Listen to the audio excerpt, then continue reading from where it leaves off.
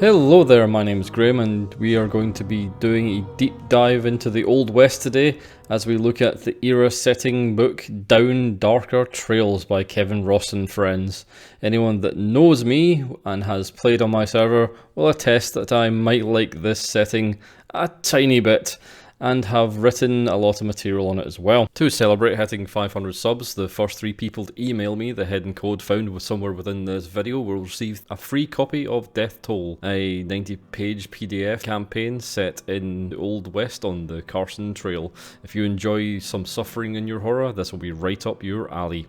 But with that said, let's dive in and see what goodies are on offer in Down Darker Trails. Opening with the Old West Investigator's creation system, here there's some necessary rehashing of the standard system, with a few additional features woven in that you might miss if you aren't paying close attention, as you may be feeling you're already familiar with this system. It moves away from the standard version, stating that the players should pick their profession first and allocate their stats to fit their preferred occupation, where the vanilla creation rolls stats first and the player picks a job that fits their rated person. Here the idea is the players are picking the tropes they want to play, like the lone gunman or the snake oil salesman, and this is thrust forward much like the archetypes found in the Pulp book, and we're given a good range of Old West occupations to choose from. There is a few new tables that are rollable that give you traits and descriptions that are also good for offering that grittier spaghetti western type character, and they're a good addition to the book. I would have liked, however, perhaps a list of era names, but that's a small concession and there's easily found generators online, so no big loss there. A Civil War experience pack is also on offer to highlight those with the background and hit on a major period of the Old West experience, but there is no tribal life pack on offer, which I think would have been nice and offset some of the costs for a second language, and would have given them more scope for different skills that would be acquired from a unique experience of someone that grew up in these cultures or chose to live with them for a number of years, a la Dancing with Wolves. Many of the skills on the character sheet are altered to pull them in line with the era's technology level and knowledge, and 5 skills are added to the pool as well. We have gambling, language Indian, rope use and trap, as well as auto being a rare beast reduced to 0%, and drive wagon being added as well.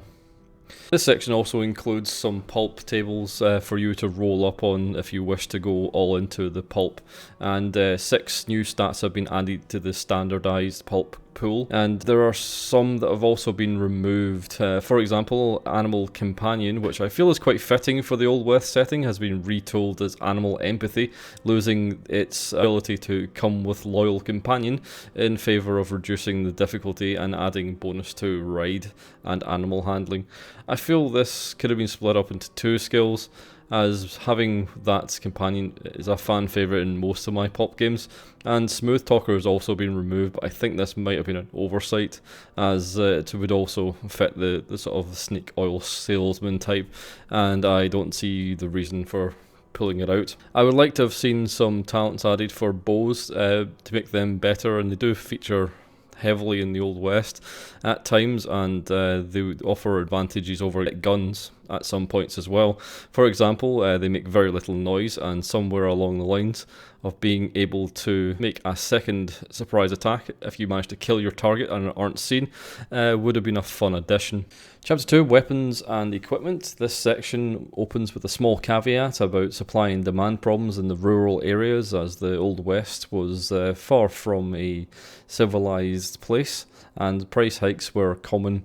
And it's a nice reminder to the keepers to make sure that you keep those prices varying from town to town. For example, within California during the height of the gold rush, there was very little in the way of items to be purchased, and a simple egg could cost you anywhere up to $30 in today's money. The Old West spans a fairly large period of time, and there is a few problems with that when it comes to reflecting the weapons and equipment here, as the Old West period was a great time of innovation as well, especially in the fields of firearms. I would like to have seen a general release date for the weapons at least listed. This was originally planned, I think, for the book, but was taken out as there is a reference to it in the legend for the weaponry, and I think the author decided to settle on the 1870s as the period to nail down for the equipment. However, this means they miss out on some iconic weapons like the good old classic Colt Walker and the quirky pepperpot guns, which is a bit of a shame. They do also go over at the start some good information on different types of ammunition and a few handy tips on gun handling as well. There is also some information here on mounts and the added rule of obedience, which helps with the handling of and shows the temperament of each of the types of animals, which is quite a thematic addition. I had one player whose horse called Gideon would do absolutely nothing he told it, and it became a running joke within our campaign as he tried to get his mount to do anything at all. It is important to remember in the Old West that animals do play a large part, especially horses, and they should be characterful. My campaign was set during the 1849 1850 region as part of the Great Move West, so I found the weapon list a little bit sort of too modern for my tastes, as simple things like dynamite and Gatling guns weren't invented. I'd have liked to have seen a timeline here of when certain things were invented, and it would have been a lot easier and clearer for keepers to set what weapons were within their era, as I could feel that it's going to be an area where a lot of people are going to get the wrong weapons in the wrong times. And with that in mind, I created my own weapon list for 1849, as you can see here, and this is available in the description below. I would have also gone over how to read weapon stats. I've encountered many people who don't really understand it too much, as the rules are split throughout the main core rulebook, and a lot of the sort of important rules are squirreled away here and there at the back of the book. One in particular is the / number, which tells you how long the weapon takes to reload, is one that is not often found in modern or even the 1920s weapons, and this is something which does come up a lot in the Old West weaponry and can make for some quite tense situations. For if they miss that one shot with their Hawking's rifle, it can take 4 turns to reload it. It would have also been good to have a few words on primitive weapons again and reiterate the fact that you can indeed dodge these, as this is something again which doesn't really come up in the standard 1920s and is an often forgotten rule. Chapter 3, Optional Rules. This is where we really go off into the woods, and the book hammers home the pulp rules as standards. These are all optional, true, but it does pull from the core pulp book a lot. Extra HP, dual wield are right from that book without being labelled pulp, and I think this muddies the water a little bit. That it can be quite confusing for players, as if you had extra HP here and then you went to the core pulp book and applied it there again, that's something that might happen if players aren't too savvy on the rules. I do think that dual wielding is apt, however, but I personally think the option to shoot a second target with your offhand at disadvantage, akin to a Mexican standoff, would have been better, and keep the dual wielding rule as another extra that can be applied on top if the keeper wishes. Shooting one-handed and using long arms, or rifles as they're known, in one hand is also offered here at one disadvantage. I think these should be pretty much standard in the games and shouldn't be optional at all. They're very cool things to do and definitely should be added. There's also the options of quick draw and fanning the hammer, two very iconic tropes which are all probably should be put into the actual rules no matter what. The quick draw rules is quite an easy one. It's just the optional core rules of rolling for initiative to see who draws first. Fanning the hammer is a fairly interesting one. Using single action pistols, you hold down the trigger and fan the hammer back with your other hand until you hit with one of your bullets or you run dry. However, as the weapon list doesn't tell you which weapons are single action and which weapons are double action, this leaves the layman very much confused of which is which. I again think if you're going to put in these sort of nuanced rules, you're going to have to throw the player a bone and distinguish which weapons are which for yourself. You could also include that the suppression rule should be used here as another option for fanning the hammer. This is a mostly forgotten rule that's in the Keeper's rulebook, and I feel that it could be useful in some styles of play and something I keep forgetting to put in myself to my games. To wrap up the shooting section, there is mention of an optional rule from shooting from horseback. This is a combined roll This confused me because this isn't an optional roll, this is a standard roll, and this should always be applied. This is just a normal combined roll of your shooting ability and your riding score. You roll 1 dice and apply it against both stats. It's good to go over here, but it's not an optional roll, this is just how it works. We move quickly on to horse chases, a staple in the Old West. This trope is well established, yet these rules are looked on with wary eyes. Personally, I really like the chase rules, and these are a good reskin for the Old West era, with speeds for wagons and differing quality of horses. Perhaps some examples of hazards you'd find in the desert would have been cool though, but I'm pretty happy with what we get here. And then we get to Sanity in the Old West. Not a lot of things have changed here, although it is a lot harder to recover for your sand loss in downtime in the Old West, and you're at the mercy of low rewards, as psychoanalysis has been removed from the sheets as well. However, alcohol is mentioned as a small respite from the effects, and it's a really interesting and good addition, but it feels really underdeveloped, and I would like to have seen things like addictions and continuous use being something off topic, along with other coping vices such as the trope laudium. I would also have liked to see some mention of finding religion as a way to recover, as the practice was very common back in this period, and there are many offshoots in the Old West of kooky and weird religions, and finding one of these as a council in place of a psychologist would have been a cool addition. Chapter 4, The Historical West. This chapter is the meat and potatoes of the book, with over 100 pages or so. We're given a decent breakdown of the highlights of the Old West from its trails in, and we even look at the early Spanish conquest of the area, and touches on the ill-fated Russian attempts to establish themselves in the West as well. It goes on to pick out regions and give broad overviews of the larger American native tribes and the states as they flourish. Where it isn't a deep dive, it is a good overview of the era and the regions within it. With each chapter heading, there are hundreds of literal books that have been written on each of these subjects, so there's not much you can do really here other than encapsulate the highlights. Depending on your knowledge of the Old West, you might already have, you might not find this useful. However, it is good reference, and it is clearly written, and as said at the start, this is an excellent primer to get you interested in which areas you wish to focus on.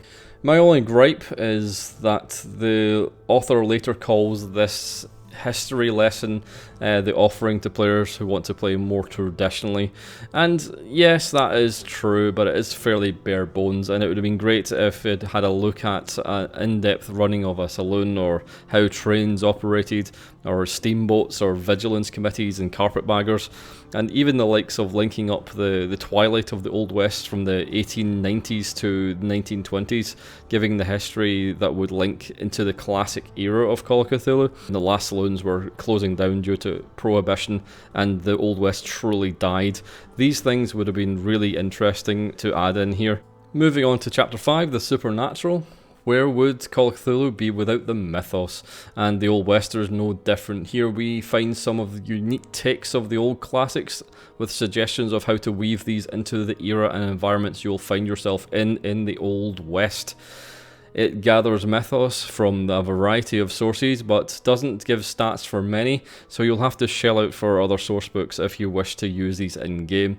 There are also a few unique creatures here that are statted out, and there are some interesting takes on some of the mythos to be found, but they're few and far between. I feel this section could have been a lot stronger if they included some Native American lore and myth to adapt, and there is almost none outside the fairly well-known ones found in most of the regions. The Old West is littered with odd and strange tales that would have been perfect to showcase in this section, and there's some extremely weird stuff, from feral ghost camels, red-headed cannibal giants, water babies, UFO sightings, and way more to dig into. It is really solid though, and well worth the read. Next we are treated to a nice collection of shaman spells that have been pulled from the main Keeper's rulebook, and it is a very solid list, but it's not really extensive. It's probably should be noticed that there is a huge collection of spells that can be added to this list from the Grand Grimoire of Cthulhu Mythos Magic. Here are highlights of some of my favourites from that book. On top of this, I would expect an entry on the Dreams and Dream Quests here. This practice is is a pivotal part of the native culture in many tribes, and this would have been a good place to describe at least some of these practices, along with sacred places of power for the Indian tribes, and perhaps additionally had some creatures and spells from the Dreamlands here as well that could be unique to this actual era. We finish off this section with cults, and the Old West was a mecca for different and crazy religions. It was a melting pot of global cultures descending into one place. It was a place where people fled from persecution and started new lives under a new guise and a new name. It's a perfect breeding ground for cults, and here is a small section that can be used to spawn doubtless many campaigns indeed. And then we get to Chapter 6, Lost Worlds in the Old West. It touches on some of the overarching grand villains of the land and bygone eras, mixing fictional Lovecraft and other authors into the actual setting itself and baking it solid. There are 4 touchstones here from the torturous Kain found in the mound and the weird like snake psychic gnomes of the old people, and move on to the classic prehistoric forgotten lands with dinosaurs and primitive Neanderthals roaming savage forgotten valleys. This section really matches the Old West with the Cthulhu mythos and starts to spark the imagination, and getting it down on paper really starts to spark the imagination to create something dark and sinister to trap your players in. Here there is more pulp focused material than purist, but it is more obvious and labelled as such, and there is a mountain of dinosaurs for your pulp campaign to battle with here, all statted out and ready to go. Those looking for pulp action will not be disappointed at all, and I would like to perhaps have seen some mention of Yig and his people, as they do feature heavily in western settings with the massive focus on the snakes. Chapter 17 goes into giving some advice on designing your own scenarios, and there's some good common sense to be had here, but it boils down to find your inspiration, rip it off, and inject your players into a similar story.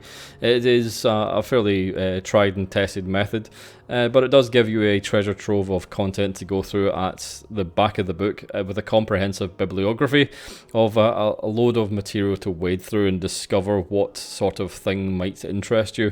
They also mention native legends and myths would be a good place to mine for inspiration, and yeah, I think so too, and probably should have been in the book.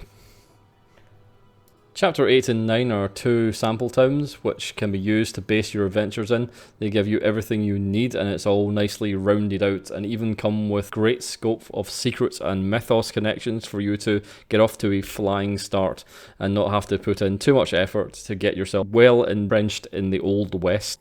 There are 2 sample towns for which you can set your adventures given, and these are nicely rounded out and offer great scope with lots of secrets and mythos and locations within for you to get a flying start without having to invest too much in the actual era or histrionics of the region.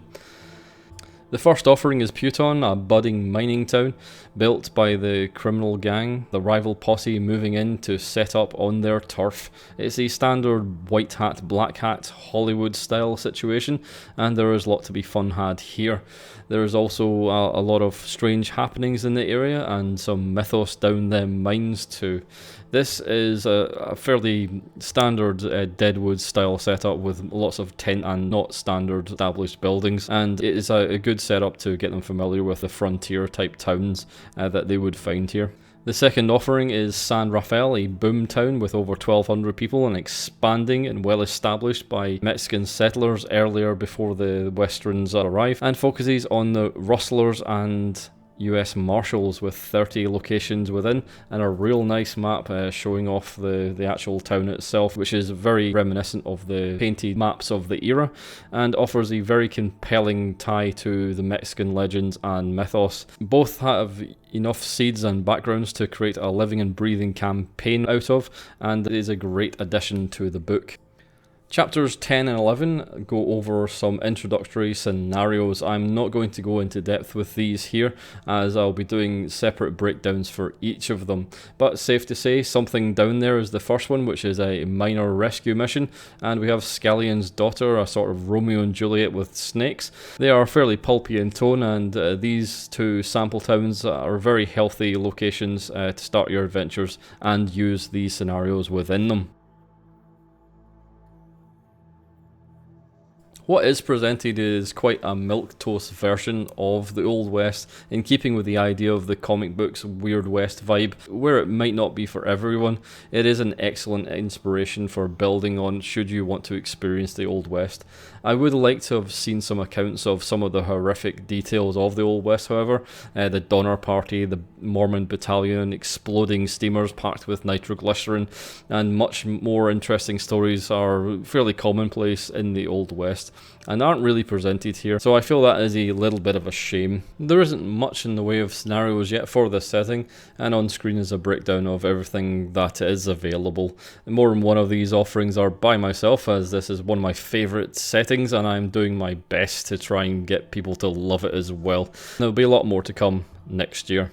And if you're still not sold on the Old West, why not head over to the Ain't Slayed Nobody podcast, where you can listen into their season 1 as they wrap up for the year.